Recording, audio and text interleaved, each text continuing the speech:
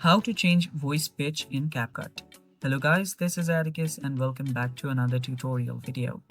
In today's video, I'll teach you guys how you guys can change the voice pitch in your CapCut. So without any further ado, let's dive right into it.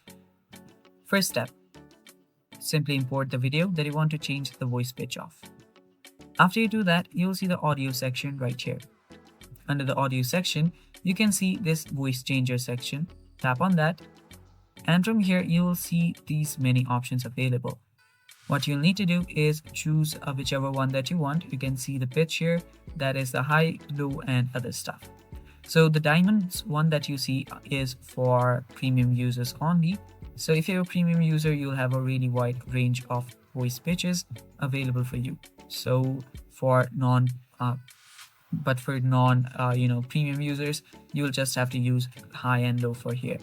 And just apply it. You can change the pitch from here. You can see it's really simple. It's the same goes for low one. And yeah, that's all for today's video as well. Thanks for watching. Stay tuned for more and bye bye. Take care.